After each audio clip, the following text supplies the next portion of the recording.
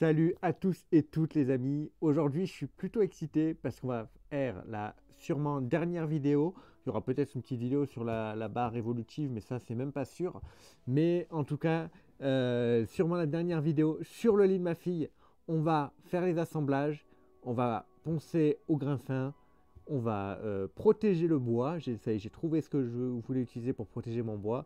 On va protéger mon bois et une fois que tout est fait, on va pouvoir l'installer dans sa chambre. Et vous verrez le résultat. Donc je suis quand même vachement impatient d'arriver à la fin de ce gros projet que j'ai, mon plus gros projet en menuiserie jusqu'à présent avec les machines que j'ai, qui est le lit de ma fille.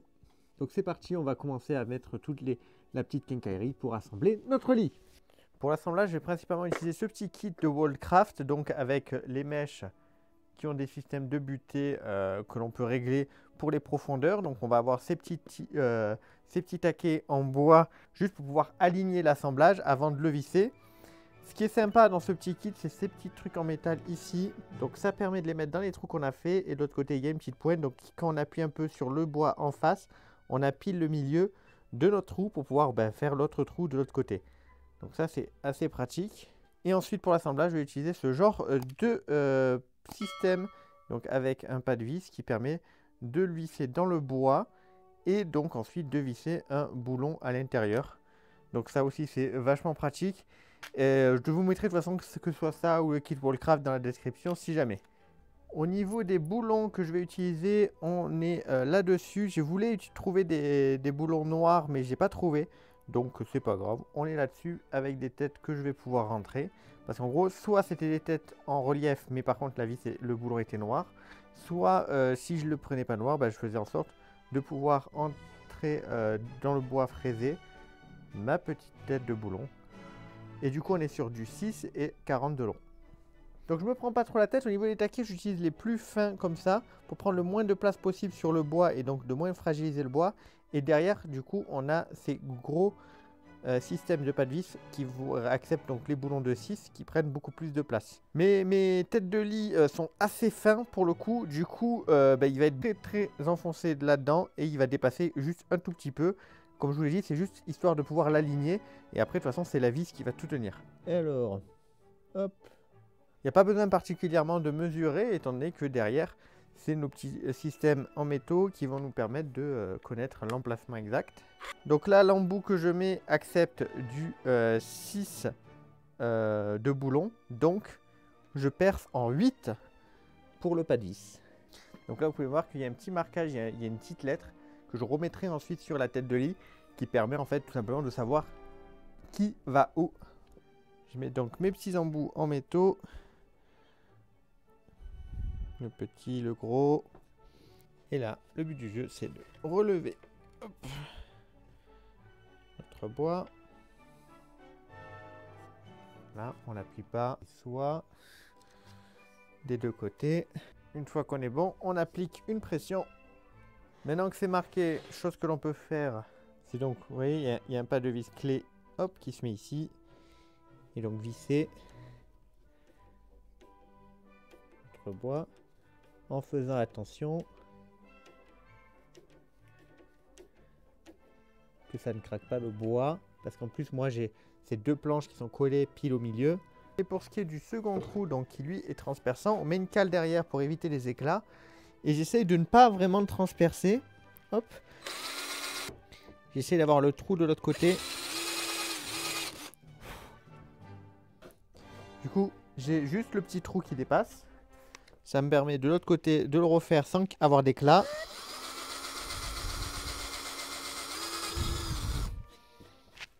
Et cette fois-ci, je vais jusqu'au bout parce que là j'ai une fraise. Et voilà. Ah, ça fait quelque chose de le voir monter. Hein. Il n'est pas encore tout monté. Il n'y a pas le tiroir et tout, mais... Alors ça fait un petit quelque chose. Je vous l'avoue, ça fait quelque chose. J'ai eu un petit peu de difficultés à certains endroits pour le visser parce que, étant donné que, comme je vous l'ai dit, les systèmes de pas de vis, il faut ensuite que je les colle. Ils avaient tendance à retourner encore dans le bois. Mais bon, ça, c'est pas trop grave. Moi, je voulais juste faire un montage comme ça pour pouvoir voir comment je vais caler mon sommier sans que ça gêne. Je suis tout content de à quoi il ressemble pour l'instant, vraiment. c'est cool. Ça me plaît beaucoup. Alors, bon, je vous ai épargné un petit peu tout ça. Je vous montre ce que j'ai fait au niveau donc des fixations. On est parti sur 2 tasseaux ici qui ont été collés et vissés à l'intérieur de notre bois, donc des 2 côtés. Des petites planchettes. Alors, celles-là, elles sont juste collées. Elles font 1 mm, vous voyez, elles ne sont pas très épaisses. Leur but principal, elles vont avoir 2 utilités. Premièrement, c'est juste pour éviter que le sommier flanche un peu au milieu. Et deuxièmement, elles vont me servir à l'avant, à face avant, pour mettre de la sécurité pour le tiroir, pour pas que le tiroir soit ouvert par la petite. Et donc j'ai déjà mis les systèmes de coulisses. De toute façon, là je vais les retirer puisqu'il va falloir que je ponce et que je protège notre bois. Et donc pourquoi je fais juste comme ça pour le sommier et je me prends pas trop la tête? Parce que je suis sur un sommier solide, hein. On est sur une planche de bois, donc là on est sur quelque chose comme ça. Si j'avais un sommier par exemple cadre en métal avec les lattes ou quoi, il aurait fallu plutôt que je le supporte un peu plus ici et tout. Mais là c'est pas le cas, donc je pars comme ça. Normalement ça sera suffisant. Et si vraiment je vois que ça va pas, comme je vous l'ai dit, j'achète des petits L en métal, donc qui vont faire la longueur. Je le fixe ici et donc le sommier reposera dessus. Mais voilà, pour l'instant en tout cas, on a fait comme ça et ça va très bien. J'ai déjà mis le sommier, mis le tiroir pour voir ce que ça donne. Vous ne le voyez pas tout de suite, vous le verrez en fin de vidéo, une fois que tout le lit sera protégé. Mais là déjà, vous avez un bon visuel de à quoi il va ressembler une fois terminé. Du coup là, je suis parti, je redémonte tout pour renforcer donc les endroits où il y a les systèmes de pas de vis, tout ça, avec de la colle époxy. Et poncer avec un grain plus fin, protéger, re-égrener, reprotéger, et on sera pas mal. Pour ce qui est de la protection du lit, je suis parti sur la marque Moller. Ça va être très certainement la marque avec laquelle je vais travailler avec mon entreprise. Donc, on est là sur donc, un vitrificateur de parquet, aspect ciré incolore, donc ça va rendre le bois un peu brillant, mais ça ne va pas changer sa teinte, sa couleur. Et pourquoi je suis parti là-dessus? Alors, premièrement, parce que là où je l'ai acheté, ils n'avaient pas le vernis, mais ça fait très bien le taf. Et ce qui est très important pour un lit, en tout cas moi, à mon sens, c'est important, c'est ceci, la petite norme EN 71-3, la norme des jouets, pour les jouets en bois. Pourquoi c'est important pour un lit? Vous direz, c'est pas un jouet. Parce que tout simplement, j'ai l'expérience avec mon fils que quand il était un peu plus grand, il a rongé le barreau qui est là. Vraiment rongé, hein, comme un lapin. Le barreau du haut. Donc du coup, j'ai préféré prendre une protection, un vernis, donc là un vitrificateur, qui n'est pas dangereux pour l'enfant si il porte le lit à sa bouche. Et voilà, les bébés, la barre du lit, même s'il la ronge pas avec ses dents, il va la mettre à la bouche parce que dès qu'il commence à se tenir debout, il met de toute façon tout à la bouche, donc la barre, elle y passera aussi. Donc voilà pourquoi je suis parti là-dessus. Et puis c'est une marque française, c'est fabriqué en France, donc que demander de plus. Du coup c'est parti, démontage, renfort là où il faut avec de la colle époxy, ponçage et on commence à protéger notre lit.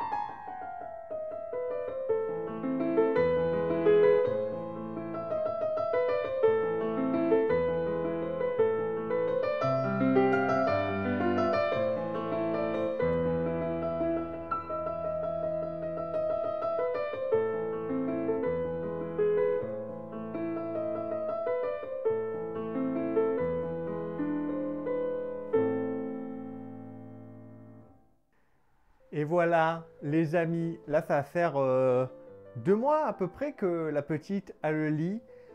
Et je suis très content, hein, ça bronche pas, c'est nickel. La petite en est contente, en tout cas elle l'utilise bien, elle a bien même appris du coup à se mettre debout grâce à ce lit. Donc évidemment je suis très content, je vais vous faire quelques petits plans comme je vous en ai fait sans de l'habillage tout ça. Mais je vous fais de suite quelques plans. Donc voilà ce que ça donne avec le lit tout décoré, le tour de lit, toutes les peluches de la petite. Donc très très content. Et puis le tiroir qui est déjà rempli, voilà, de toutes les petites turbulettes, gigoteuses, etc. de la petite, les couvertures, les draps, bref. Hop là. Il est rempli à bord, mais je suis voilà, très très content du résultat. Allez, je suis voilà, vraiment content du résultat. Je suis très fier de mon travail, même si ça n'a pas été de tout repos. Donc voilà les amis, vous avez vu tout le lit, on l'a fait de A à Z ensemble. Vous ne verrez pas la barrière que je ferai, qui en fait c'est la même barrière mais un peu plus petite comme ça. Voilà, à peu près de ça de hauteur. Et avec un espace sûrement au milieu pour que l'enfant puisse descendre en fait. Donc au milieu il n'y aurait pas de barreaux. Donc en gros ouais, je vais refaire une barre ici, des barreaux petits, une barre qui va aller là. Et donc voilà, après refaire juste des trous dans les deux parois pour pouvoir fixer ça. Mais bon, ça je pense que j'en ferai pas une vidéo, ça sera pour plus tard quand la petite sera assez grande pour descendre du lit tout seul et qu'elle aura plus besoin donc du grand barreau. En tout cas, franchement, je suis très content, je suis fier de moi. Ça a été long et dur avec les machines que j'ai de faire un lit pareil. Il y a des défauts, mais c'est pas grave. Moi, je suis très très content en tout cas du résultat et j'en suis fier. Je vous remercie d'avoir regardé toutes ces vidéos sur la fabrication de ce lit. J'espère que ça vous aura plu. On se dit à très vite pour de nouveaux contenus. Bye bye tout le monde.